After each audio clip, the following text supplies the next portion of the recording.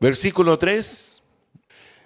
Y me dijeron, el remanente, los que quedaron de la cautividad allá en la provincia, están en gran mal y afrenta. Y el muro de Jerusalén derribado y sus puertas quemadas a fuego. Graves problemas, afrenta, terrible vergüenza ante los demás pueblos. Los muros derribados, es decir, no tienen protección alguna, están en total ruina y las puertas están quemadas. Se recuerda en el libro de Esdras en que en el capítulo 4, cuando ellos están reconstruyendo, viene el gobernador de la provincia, que es un medo, y este hombre irrumpe en la construcción y dice quién les mandó a hacer esto, con qué autorización lo están haciendo, quiénes son las personas que están reconstruyendo esto, y mandó detener toda la obra. Y por allí vamos a ver el texto donde dice que lo hicieron con mucha violencia, con mucha prepotencia. Entonces, los estudiosos dicen que lo que allí ocurrió fue la noticia que Hanani le está entregando a Nehemías. Que la destrucción de los muros y la quema de las puertas fue producto de esa intervención de este gobernador medo. No tiene una data muy antigua. Entonces, tal vez Nehemías pensaba en que su tierra estaría bien, su ciudad estaría reedificada, que los muros estarían seguros, que las puertas estarían firmes, que la gente estaría progresando. Él en su mente pensaba así.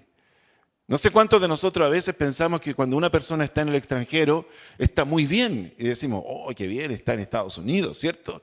Pero resulta que eso no es sinónimo de bienestar. No todos han encontrado la tierra prometida. Y es triste, hermanos, estar sufriendo tan lejos de sus seres queridos. Entonces, Nehemías recibe esta noticia. Versículo 4, los efectos de estas noticias. Los efectos de la noticia. Dice, cuando oí estas palabras, me senté y lloré. Se detuvo. Queda, podríamos decir, bajo shock. No sé cuántos de nosotros que al recibir una noticia quedamos en shock, sin reacción. Dice, me senté a pensar, a reflexionar. Luego dice, lloré. Hablamos de la importancia de nuestras lágrimas, la importancia de nuestras emociones, de nuestras frustraciones, de nuestros sentimientos, de nuestra impotencia. Hice duelo. Cuando habla de duelo, entró en un periodo de luto, de tristeza, de no permitirse nada. Porque él está tan impactado que cualquier cosa que él haga podría ser ofensivo por el estado lamentable de la gente que él ama y de la ciudad, donde están sus orígenes. Pero también dice, ayuné, abstinencia de alimentos para dedicarse a estar con Dios. Qué profundo es este texto, porque nos habla de estas 5 cosas que fueron el impacto en su vida. Cuando usted recibe una mala noticia, lo más probable es que haya un efecto de esta mala noticia. Por lo tanto, hermanos, aquí se cae la actitud que a veces los cristianos tenemos frente al dolor de otros. Y le decimos, déjaselo al Señor, no llores. Hermanos, estas cosas afectan. Y tienen que vivir un proceso de internar esto en nosotros, pero luego de eso, vivir el proceso de cómo rearticularnos, hacer esta reingeniería. La palabra resilientes, ¿cierto? De ser resilientes. ¿Qué es ese concepto? Es cuando en medio de una crisis podemos volver a levantarnos. Las crisis destructivas, los resilientes son oportunidades de recomenzar algo nuevo. Interesante. Entonces el efecto en Nehemías es este, que en esto evidencia su carácter sensible. Yo me he dado cuenta, hermano, de que cuando una persona está cerca de Dios, su corazón es más sensible, ama más, tiene sentimientos más profundos. Entonces eso es como una vulnerabilidad que viene por nuestra relación con Dios, porque Dios es amor. Y si estamos tomados de la mano de Dios, obviamente que nuestra persona, nuestra reacción siempre estará muy conectada también con nuestros sentimientos. Entonces yo no comparto esa idea de apurar los procesos de luto, de duelo que tienen los cristianos. ¿Por qué tienen duelos? ¿Por qué tienen lutos si tienen a Dios? La gente dice eso. Pero, hermanos, tenemos a Dios, pero tenemos sentimientos. Y tenemos que vivir esos lutos y esos duelos. La otra vez mencionábamos por allí, con respecto a este tema, de que los procesos se debían vivir, pero también de que no todos tienen la misma duración. No todos tienen la misma duración. Entonces, aquí vemos que Nehemías está impactado por todo esto. Evidencia su carácter, su sensibilidad, su dolor compasivo. ¿Qué pasa en nosotros? Hoy día parece ser que la actitud es: si yo estoy bien, los demás poco me importan. Examinemos cómo están nuestros sentimientos con respecto al sufrimiento de otros. ¿De qué necesidades somos conscientes? También vimos el tema de la aflicción. ¿Se recuerda que dimos una definición de aflicción? Nehemías está afligido. La aflicción es el proceso universal, complejo y doloroso de lidiar con la pérdida y ajustarse a ella. Eso es la aflicción. El Señor nos ayude, porque de alguna manera siempre debemos estar preparados, que no somos invulnerables a las pérdidas. Dice, es muy difícil ver en la pérdida la oportunidad de cambio, pero cuando reaccionamos como Nehemías, el impacto de la noticia, fíjese que uno puede sentarse, y no está mal sentarse, porque está bajo shock. No hay reacción, no sabe qué hacer, está impactado. Uno puede llorar y vaciar su alma en el llanto. Es más, uno puede hacer duelo o luto, mucha gente lo hace sin Dios. Uno puede entrar en esta abstinencia. Un cuadro depresivo puede llevarlo también a una persona que simplemente pierda hasta las ganas de comer. Pero ¿qué hace la diferencia en este texto? Y oré delante del Dios de los cielos. Eso marca la diferencia en cómo uno como creyente debe enfrentar estas situaciones de crisis. El resto se puede hacer sin Dios. Y hay gente que lo hace. Es más, hay gente que uno le habla de Dios, dice, no me hable de Dios, ¿cómo se le ocurre? Porque si Dios hubiese existido, esto no me habría pasado.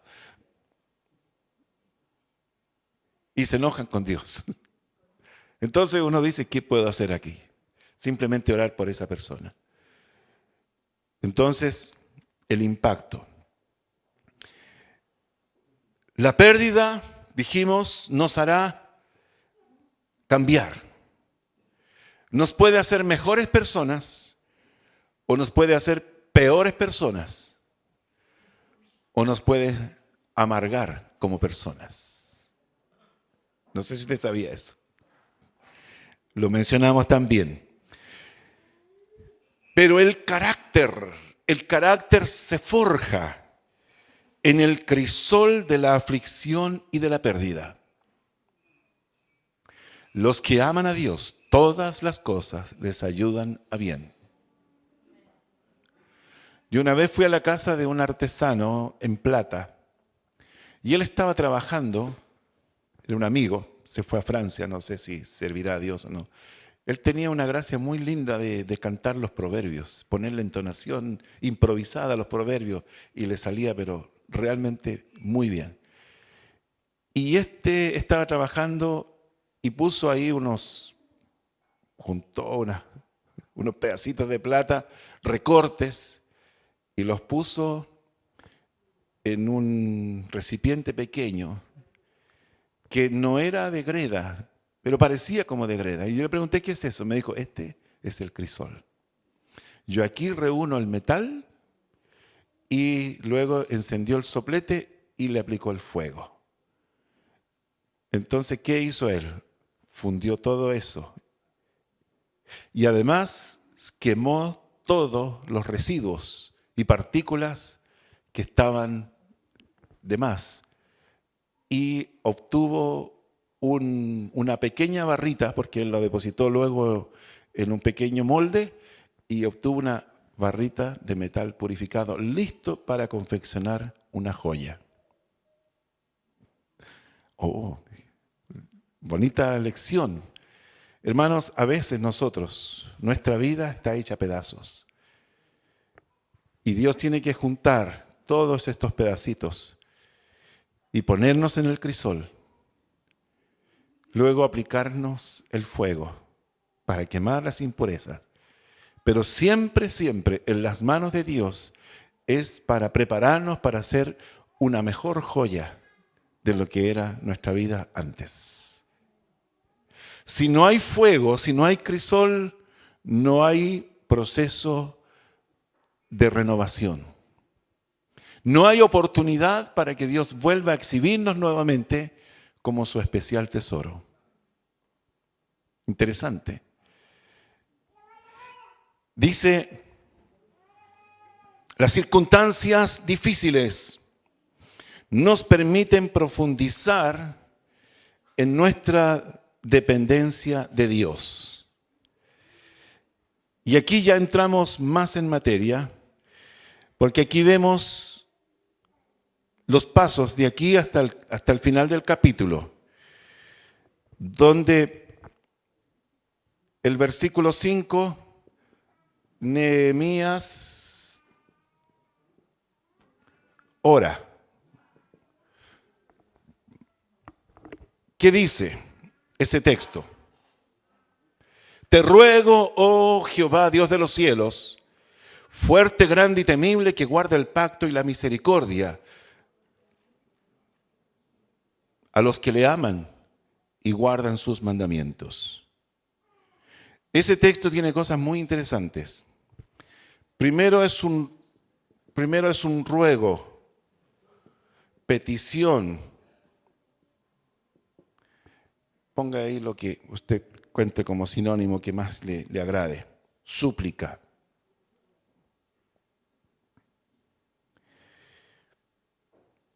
Realmente, hermanos, La oración es dirigirle la palabra a Dios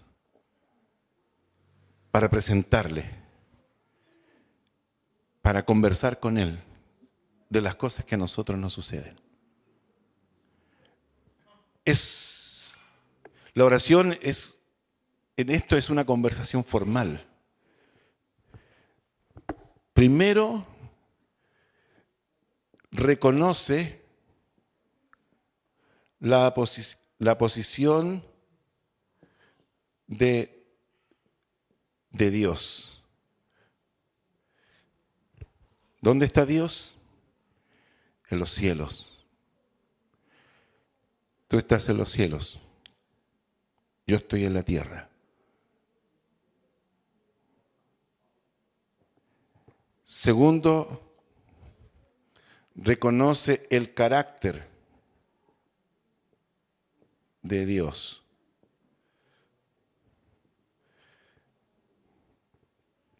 ¿Qué le dice? Fuerte, grande y temible. Interesante. Señor, tú estás allá, yo estoy aquí. Señor, tú eres, este es tu carácter. Tú eres fuerte, tú eres grande y tú eres temible. También reconoce la fidelidad de Dios.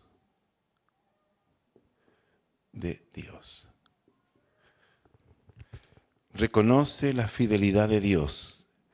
Guardas el pacto. Tú eres fiel a tus promesas.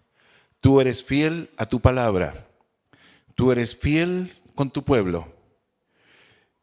Y también reconoce la misericordia de Dios.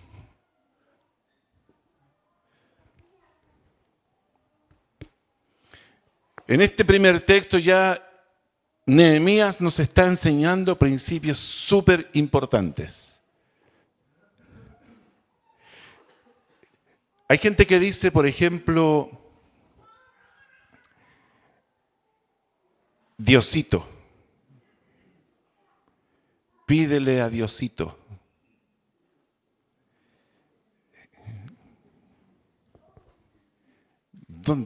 ¿Cómo es posible que yo me exprese de esa forma? Tal vez suene como familiar, pero a mí me desubica con respecto a quién es Dios y dónde está Dios. Si dice que la tierra es el estrado de sus pies, yo no puedo tratarlo a Él como Diosito, porque me suena como un Dios como pequeñito, ¿cierto? Como que yo lo tengo en mi billetera y algunos se sacan por ahí algo y le dan unos besos.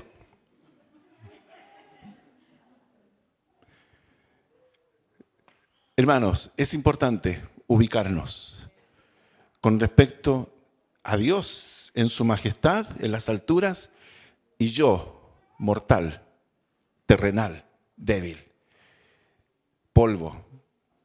Segundo, reconocer su carácter, sus atributos. Esto a mí me permite que Dios entienda la profundidad de mi oración. Yo puedo hablar informalmente con alguien, una persona con autoridad. Por ejemplo, yo puedo hablar formalmente con don Raúl Leiva Carvajal. Y él me puede darme un abrazo, palmotearme la espalda, qué sé yo. Pero yo tengo que entender de que ese hombre tiene atribuciones, que ese hombre es la autoridad, que ese hombre tiene poder.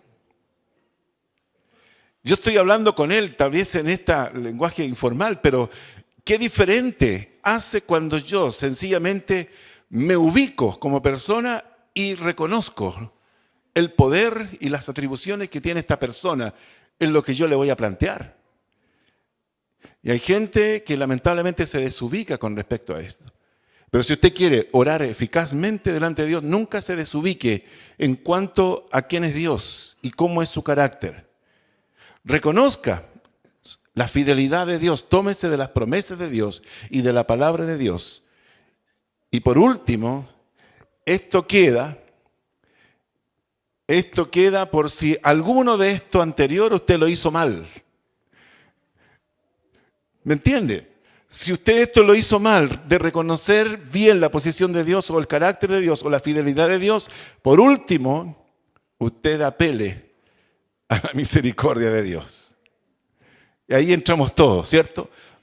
Porque a veces andamos re perdidos con respecto a cómo dirigirnos a Dios. Bien. Este es el versículo 5. Borramos. Vamos al versículo 6. ¿Qué dice? ¿Alguien lo tiene?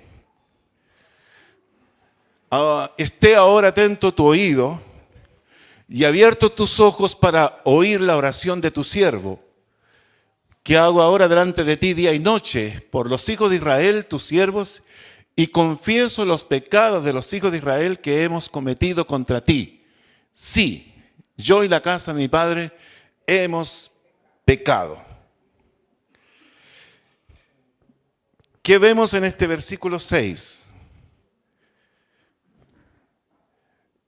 La oración de Nehemías, ¿cierto?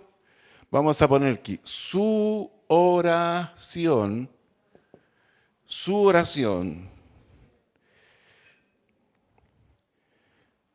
trata de captar la atención de Dios. De Dios. Disculpe la letra. Su oración trata de captar. ¿Por qué? Esté ahora atento tu oído y abierto tus ojos. Es una forma de usar una figura literaria donde Nehemías está tan conmovido por lo que él está pasando que él está tratando de jugársela en el sentido de captar la atención de Dios de una manera especial. Por eso está apelando a sus oídos y está apelando a sus ojos. Señor, mírame. Señor, escúchame.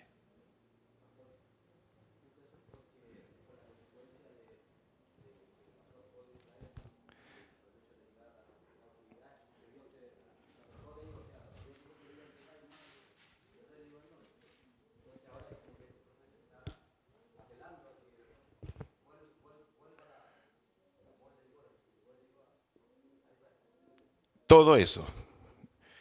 Segundo, su oración es persistente. ¿Qué dice? Para oír la oración de tu siervo que hago ahora delante de ti, día y noche. Aquí está registrado una síntesis, un resumen. Pero yo a este hombre lo percibo en esta oración diciéndole, Señor, yo desde que supe esto no he podido parar de orar. No he dejado de orar. Hermanos, si hay algo que puede servirnos para realmente cambiar una situación, cambiar circunstancias, provocar el mover de Dios, activar el poder de Dios, obtener la intervención de Dios, tiene que ser una oración persistente. El Señor Jesucristo enseñó acerca de la oración persistente y puso el ejemplo de la viuda y el juez injusto. Entonces nosotros tenemos que aprender este principio. Usted no puede hacer una oración de 1 minuto y esperar que todo cambie. Y que usted está apurado, que entonces nada va a cambiar, a menos que usted tenga una actitud de orar persistentemente. ¿Hasta cuándo orar? Que a mí también me preocupa esto de la oración persistente. ¿Hasta cuándo orar? Hasta vaciar todo mi corazón. Hasta sacar todo, mi carga. Si la invitación del Señor todavía está vigente, echa sobre mí tu carga y yo la llevaré. Hermano, a veces una persona puede obtener un proceso más acelerado de cómo echar la carga sobre el Señor. A veces, hermanos, a veces uno ora mucho, pero sin embargo todavía tiene el corazón con mucha carga. Y el Espíritu Santo en nuestra oración puede ayudarnos a entender qué ocurrió, por qué, desde cuándo. Y todo eso nos ayuda. Pero la oración persistente tiene esto, de que compartamos la carga con el Señor. Hay gente que está muy atada. Andamos con ataduras. Y es necesario, poco a poco, ¿hasta cuándo? La oración persistente, hasta tener paz. Yo no sé si usted se ha dado cuenta del cambio de haber estado en la presencia de Dios en oración y usted siente angustia, angustia, angustia y poco a poco la angustia va cambiando en paz. Cuando uno tiene paz, el pastor Cho dice, cuando uno tiene paz es porque ya tiene la victoria. Cuando uno tiene paz es porque Dios ya le dio la victoria, Dios ya le respondió, Dios ya le despachó, por decirlo de allá del trono alto de los cielos, ya despachó la orden a los ángeles para que esto comience a cambiar.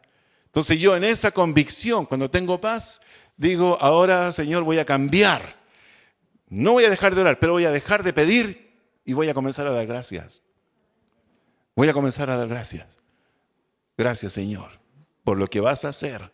Señor, estoy expectante por lo que tú vas a hacer. Yo quiero estar allí cuando tú comiences a hacer el milagro. Hermano, eso. ¿Hasta cuándo orar en esta oración persistente?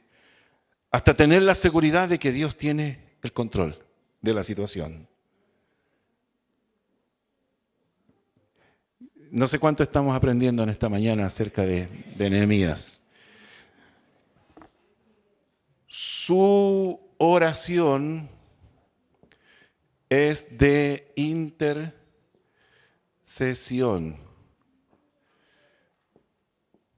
Intercesión. ¿Qué dice? Por los hijos de Israel, tus siervos. Estoy pidiendo por ellos.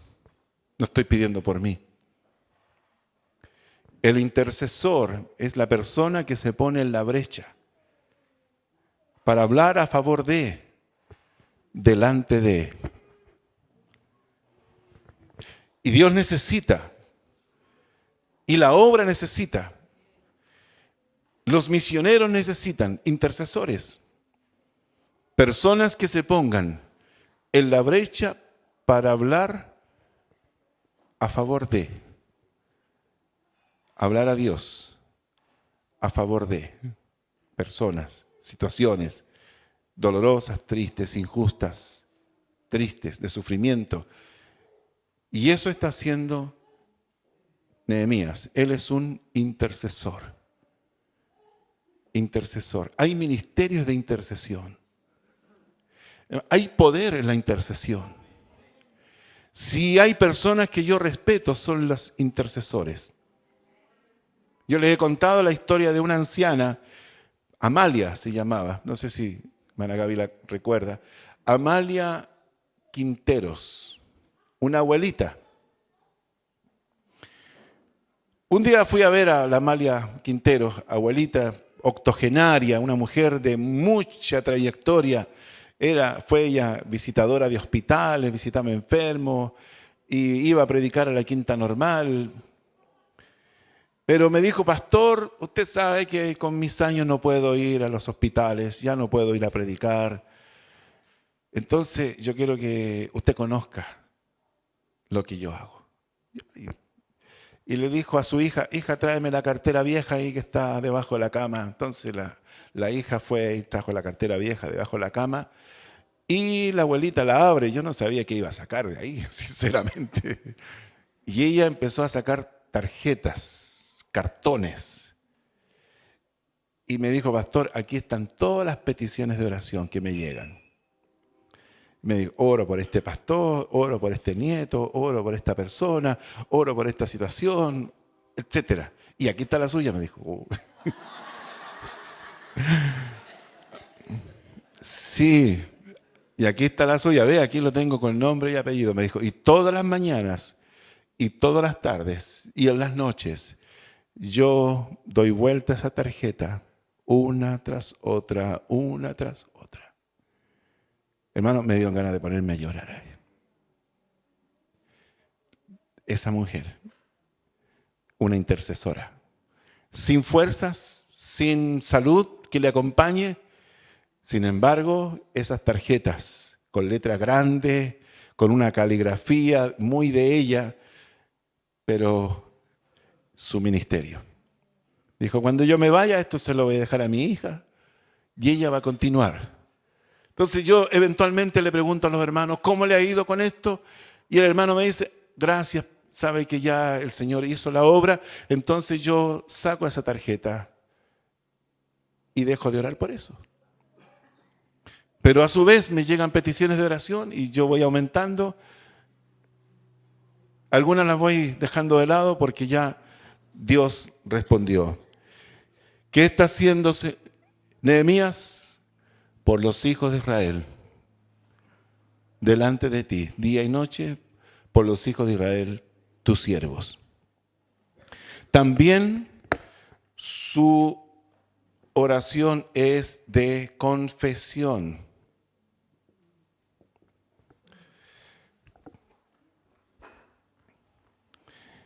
Y confieso los pecados de los hijos de Israel que hemos cometido contra ti.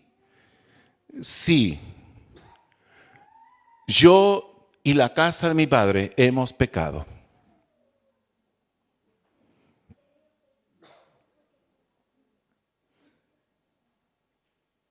Todo esto nos va a dar una estrategia extraordinaria de oración.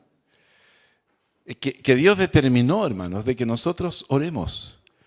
Oremos. Es voluntad de Dios que oremos. El Señor Jesucristo oraba.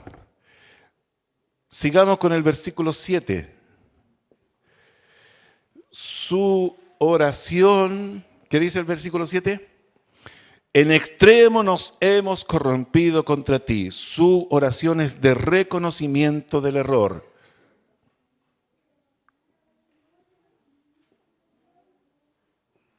Reconocer el error.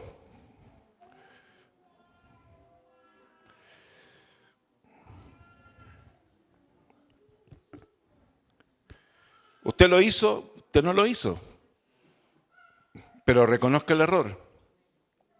Dijimos que la confesión tiene que ser específica. ¿Se recuerdan? Específico.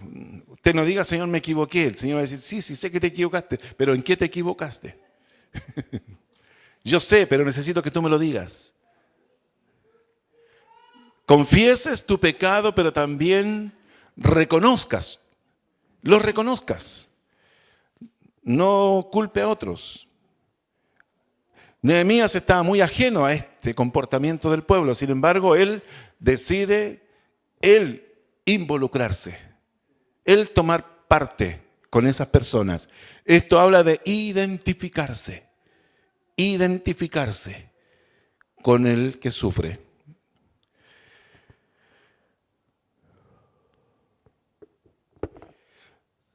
Su oración, aquí en el versículo 7 dice, no hemos guardado los mandamientos y estatutos. ¿Qué está diciendo? Es de reconocer la omisión. Usted sabe que hay cosas que están malas porque las hacemos mal y hay cosas que están malas porque no las hicimos. Pecados de omisión. Es lo que Dios espera que yo haga, ¿cierto? Y si no lo hago, ese también es un error.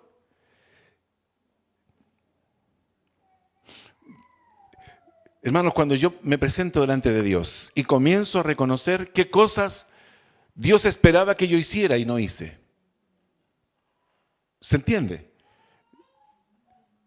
No solamente lo malo que hice mal, le debo pedir perdón a Dios, sino que también lo bueno que Dios esperaba que yo haga y no lo hice.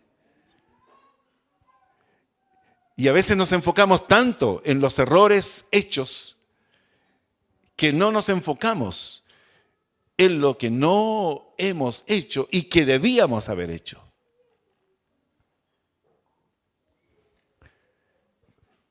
Y ejemplos de pecado de omisión pueden haber muchos.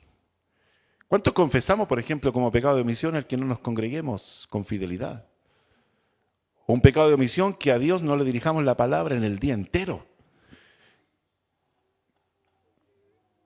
Que no lo tomemos en cuenta para nada en lo que hacemos durante el día, por ejemplo. ¿Será un pecado de omisión? O que no leamos su palabra y que tengamos que soplar la Biblia para traerla a la iglesia. Pero ahora algunos somos más elegantes, la traemos en el celular, ¿cierto? Pero es un pecado de omisión, ¿cierto? No haber leído su palabra. Bueno, tantas otras cosas más que podríamos poner como ejemplo. Versículo 8. Su oración. Dice el versículo 8. Acuérdate ahora de la palabra que diste a Moisés tu siervo. Acuérdate. Su oración apela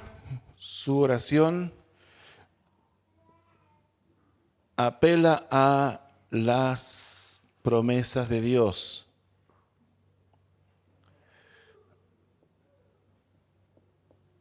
Señor, acuérdate de tu promesa. Si hay algo que realmente a nosotros nos mueve a tomar decisiones, por ejemplo, en algunas cosas, es cuando alguien nos cobra algo que hemos prometido, ¿cierto? Los niños saben muy bien guardar las promesas que les hacemos. Si Dios es Padre y Él nos ha prometido algo, también es lícito que nosotros le recordemos sus promesas. Entonces aquí está Nehemías diciendo, acuérdate ahora de la palabra que diste a Moisés tu siervo.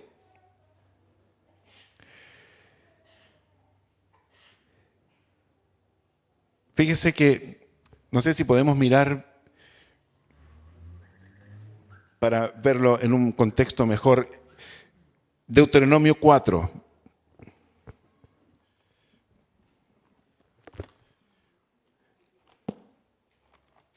Deuteronomio 4, 25 al 28. Dice, cuando hayáis engendrado hijos y nietos, y hayáis envejecido en la tierra, si os corrompiereis e hiciereis esculturas o imagen de cualquier cosa, hiciereis lo malo ante los ojos de Jehová vuestro Dios para enojarlo, yo pongo hoy por testigo al cielo y a la tierra que pronto pereceréis totalmente de la tierra hacia la cual pasáis el Jordán para tomar posesión de ella. No estaréis en ella largos días sin que seáis destruidos. Y ahora Jehová os esparcirá entre los pueblos y quedaréis pocos en número entre las naciones a las cuales os llevará Jehová. Eso es la consecuencia, ¿cierto?, de involucrarse en esto que Dios aborrece, que es la idolatría, el paganismo y todo eso. Pero fíjese lo que dice ahora. Esto es lo que los estudiosos dicen que tenía tal vez Nehemías en su mente. Versículo 30 dice, cuando estuvieres en angustia y te alcanzaran todas estas cosas, si en los postreros días te volvieres a Jehová tu Dios y oyereis su voz, porque Dios misericordioso es, Jehová tu Dios, no te dejará, ni te destruirá, ni se olvidará del pacto que les juró a tus padres. ¿Se entiende la idea? Entonces Nehemías está aquí parándose en esta promesa de Dios.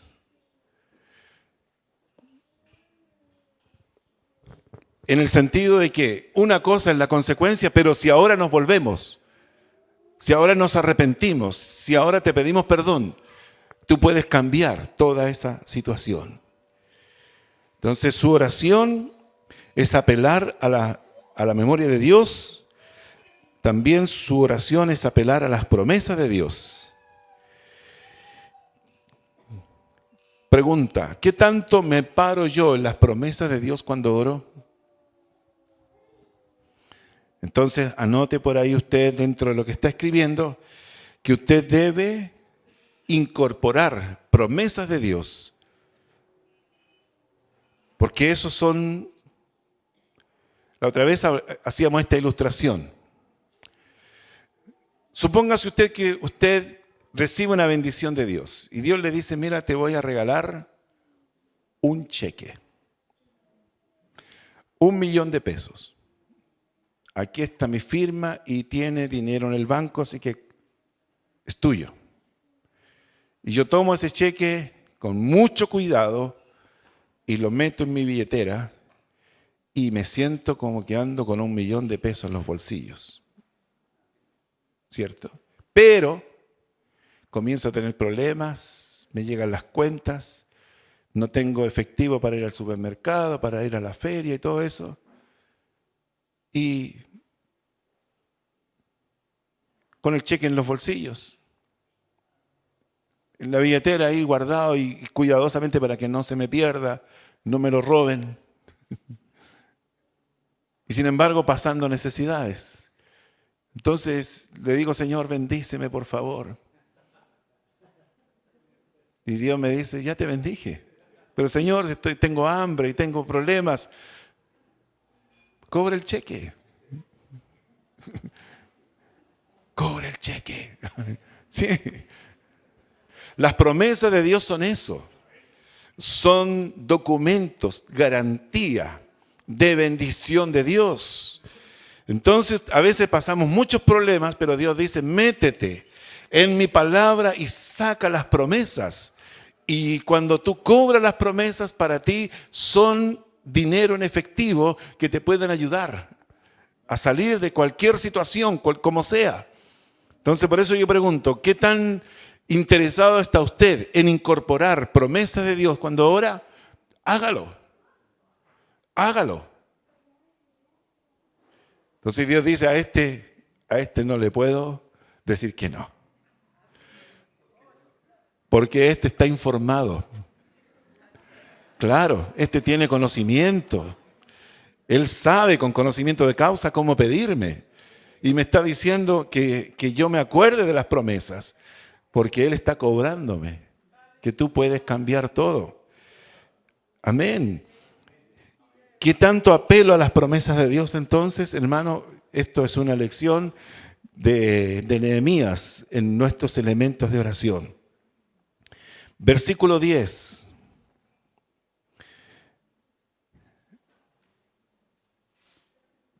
Dice, sigamos en el 9. Pero si os volviereis a mí, guardaréis mis mandamientos, los pusiereis por obra, aunque vuestra dispersión fuere hasta el extremo de los cielos, de allí os recogeré.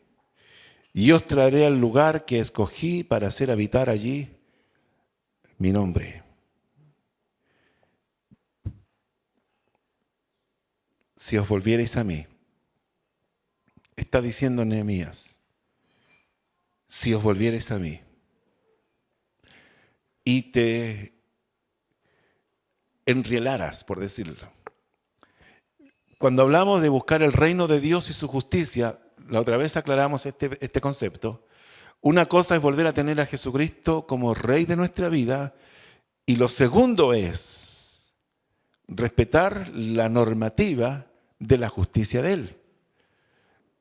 Es decir, su palabra.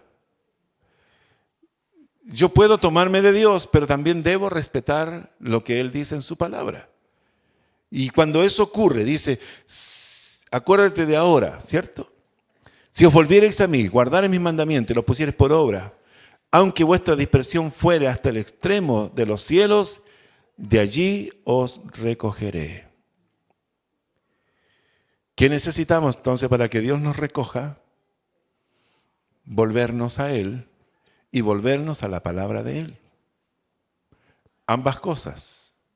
La restauración espiritual, la restauración emocional, el perdón de Dios y recuperar la comunión con Dios es algo súper importante. Pero mantener eso y que eso active bendición de Dios en lo tangible tiene que ver con volver a tomarnos y respetar la palabra de Él. Y yo os traeré al lugar que escogí para hacer habitar allí mi nombre. Mire, su oración entonces apela a las promesas de Dios y su oración está fundada, puedo decir, está fundada en su palabra. En su palabra. Eso es el versículo 9. Versículo 10. Dice, ellos pues son tus siervos y tu pueblo. Aquí en este versículo 10, podemos borrar arriba. Vamos a borrar aquí. Versículo 10, su oración apela a la filiación. Hay una relación, hay un vínculo. Dice, ellos pues son tus siervos y tu pueblo. No son personas ajenas, no son personas extrañas. Ellos son tus siervos y tu pueblo.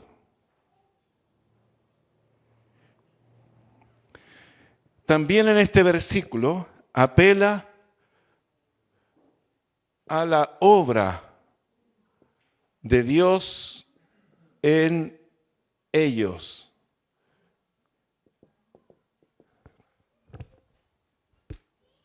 Apela a la obra de Dios en ellos. ¿Por qué?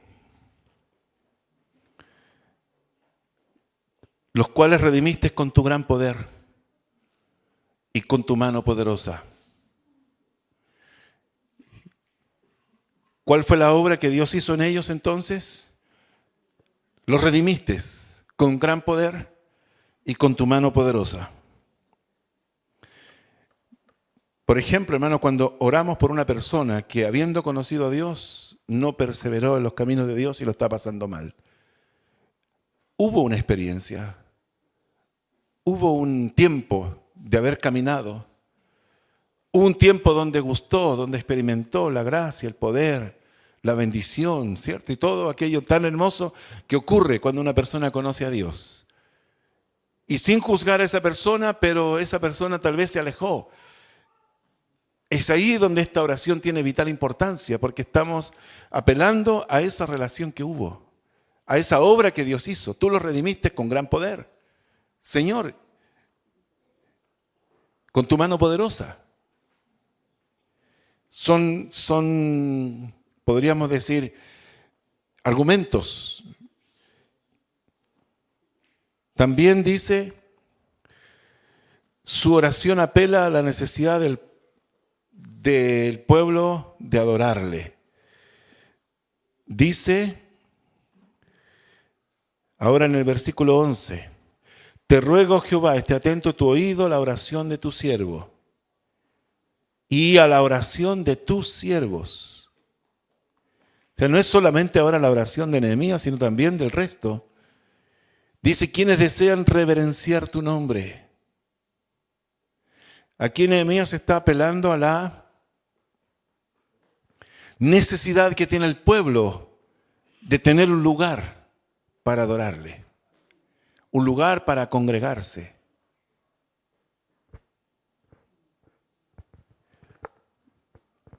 Nosotros siempre decimos, si usted quiere venir a esta iglesia, bienvenido, pero sin compromiso. No se haga compromisos, pero que este sea un lugar donde usted encuentre un refugio, donde usted encuentre una instancia de adorar a Dios, de cantar a Dios y también de aprender de la palabra de Dios.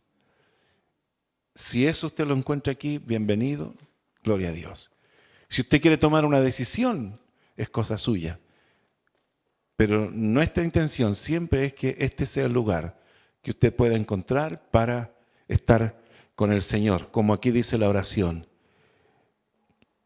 El lugar, quienes desean reverenciar tu nombre. La oración también, en el versículo 11, se me acabó la pizarra, apela a la gracia y a la sabiduría de Dios en la gestión. A la gracia y la sabiduría de Dios en la gestión. Hermanos, este mundo se mueve por relaciones, intereses, motivaciones. Hay algo que tiene que haber también en nuestra gestión asociada al favor de Dios. No sé si me entiende.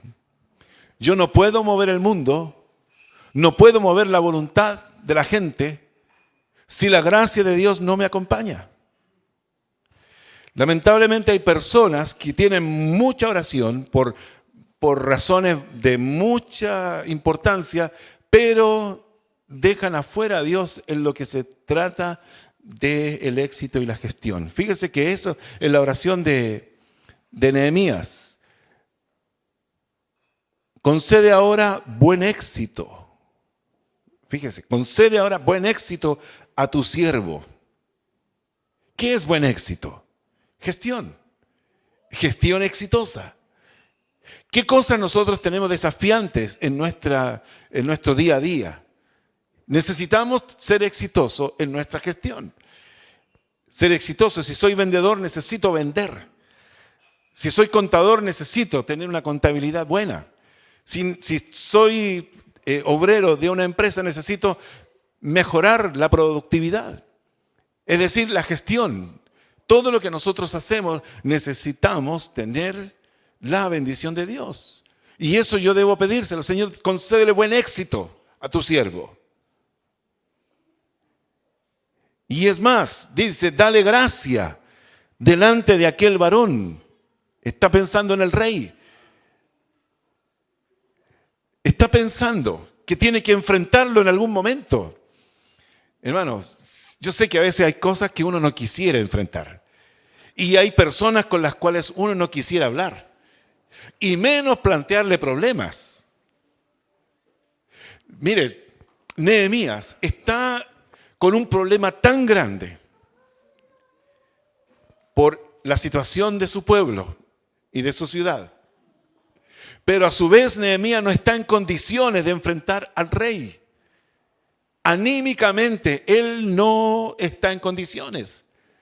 Su cara revela todo lo que él está sufriendo. Y él sabe que tiene que ir a trabajar en su horario. Él sabe que tiene que llegar en la hora del almuerzo y servirle el vino, la copa, al rey. Imagínense. Él está ahora hasta pálido, anémico por el ayuno y por el llanto y por el quebranto. Y sin embargo, él tiene que llegar con el mejor semblante delante del rey. Pero él tampoco está pensando en su propia vida, sino que él está pensando en su pueblo.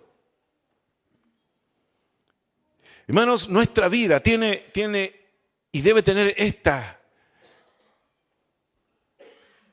adrenalina, por decirlo de una forma. Involucrarnos en lo que Dios pone delante de nosotros. ¿Hasta dónde yo me la juego? ¿Cuál es mi posición? ¿Es de comodidad? ¿De resignación? ¿Es una actitud pasiva? ¿O estoy realmente entrando en las arenas donde Dios quiere usarme y quiere glorificarse?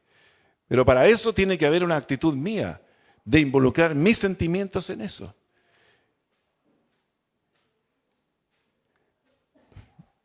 Alguien dijo, si tus sueños no son más grandes que tú, son simplemente bostezos.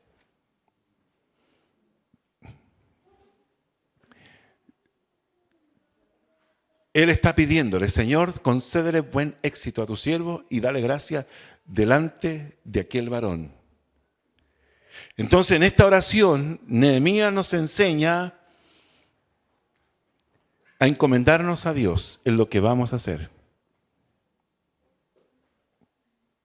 Dios nos enseña que debemos encomendarnos a Dios en nuestras tareas diarias. Sabe, a veces yo tengo la tendencia a decirle, Señor, esto no lo puedo hacer tú, por eso esto no lo puedo hacer yo, puedes hacerlo tú. Porque la cosa me sobrepasa en angustia. Entonces yo definitivamente, eso que me sobrepasa en mi capacidad de gestión, yo definitivamente tengo que renunciar a eso y decirle, Señor, esto lo pongo en tus manos, porque yo no puedo. Nuestra vida está llena de desafíos, pero Dios espera, hermanos, que desarrollemos nuestro potencial.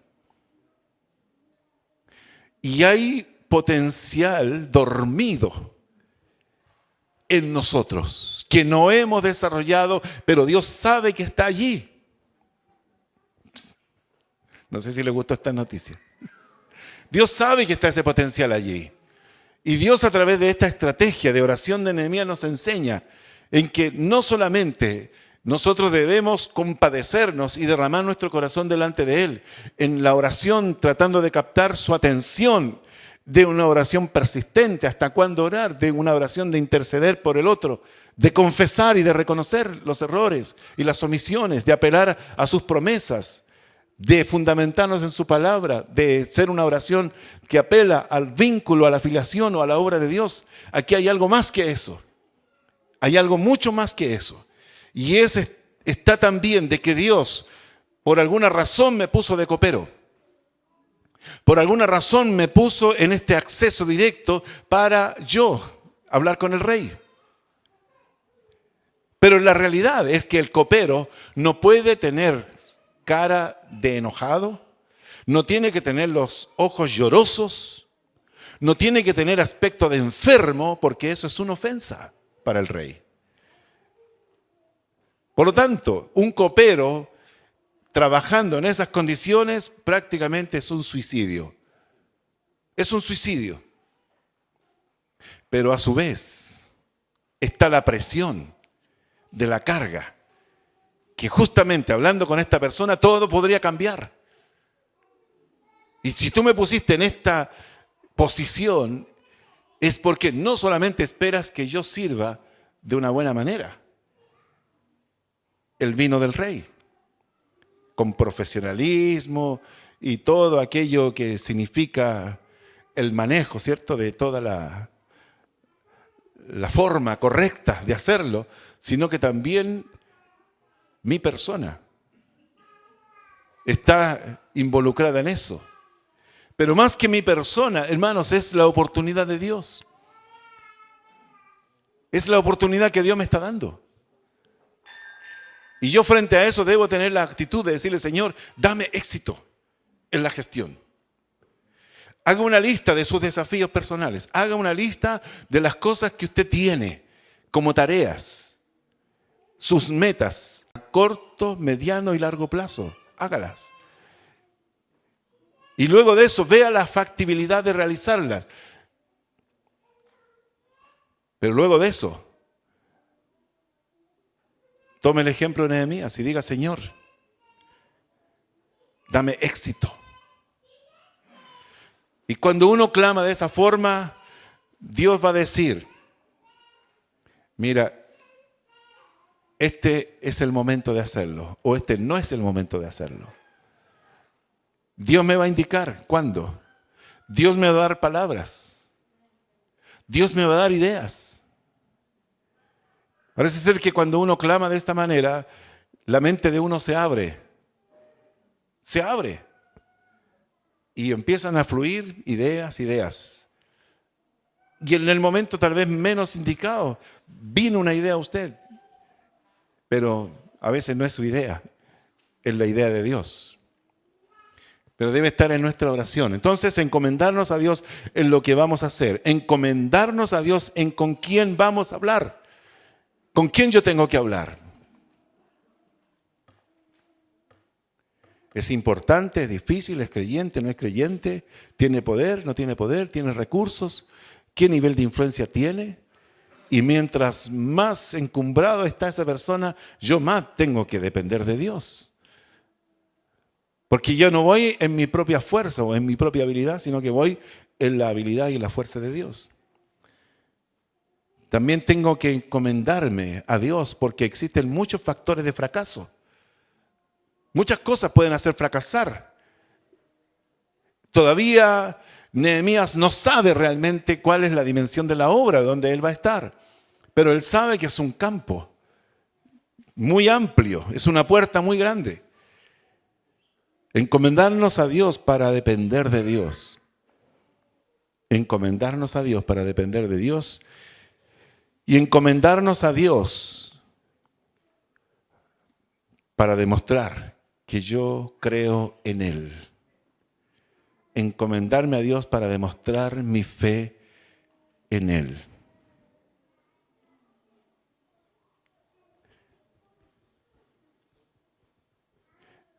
Principios básicos que nos ayudan y nos enseñan a orar de una manera eficaz.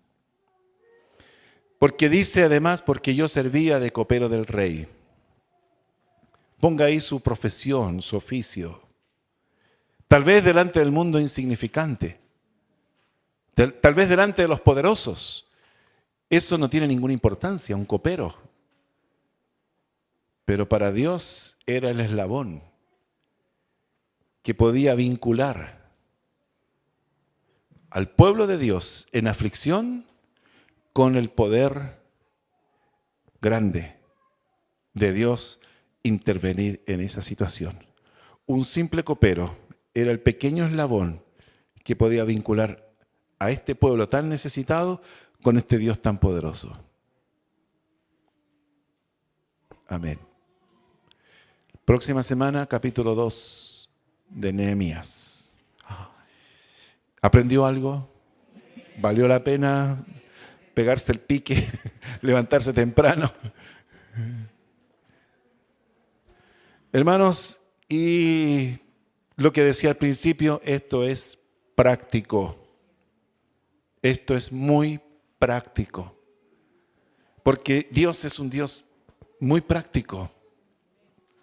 Oramos al Señor. Yo no sé si usted durante el tiempo de esta exposición de la palabra vinieron situaciones a su mente, necesidades que usted está pasando, situaciones difíciles que está viviendo, pero ahora vamos a orar por eso. Padre Celestial, te damos gracias primeramente por tu palabra y nos muestra a este hombre, tal vez un buen hombre, que tenía un buen trabajo, pero sin embargo un hombre que pone una gran necesidad en su corazón y aunque él sufre un tiempo de duelo, de luto y de llanto, sin embargo todo esto lo canalizó a través de una oración hacia ti.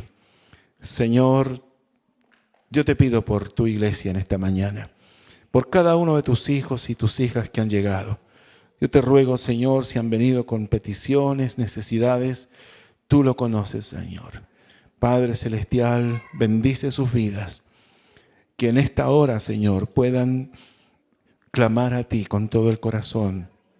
Que este aprendizaje de tu palabra sea de inspiración y de incorporar una estrategia que tal vez no tenían pensado, pero que a la luz de tu palabra sí sabemos que tu palabra funciona. Señor, si hay que interceder, si hay que confesar, si hay que reconocer errores, si hay que reconocer omisiones, aquí estamos, Señor, reconociendo todas estas cosas delante de ti. Padre Celestial, en el nombre de Jesús, declaramos, Señor, gracia en la gestión, gracia y sabiduría en lo que deban enfrentar y con quien deban hablar. Tú, Señor, les respaldarás. Tú, Señor, tomarás el control de la situación. Señor, gracias te damos por lo que hemos recibido en el nombre de Jesús. Bendice a cada uno de tus hijos y tus hijas que sientan que tú en esta mañana les has dado algo importante que puede cambiar definitivamente las circunstancias adversas que podrían estar viviendo. En el nombre de Jesús. Gracias, Señor. Amén.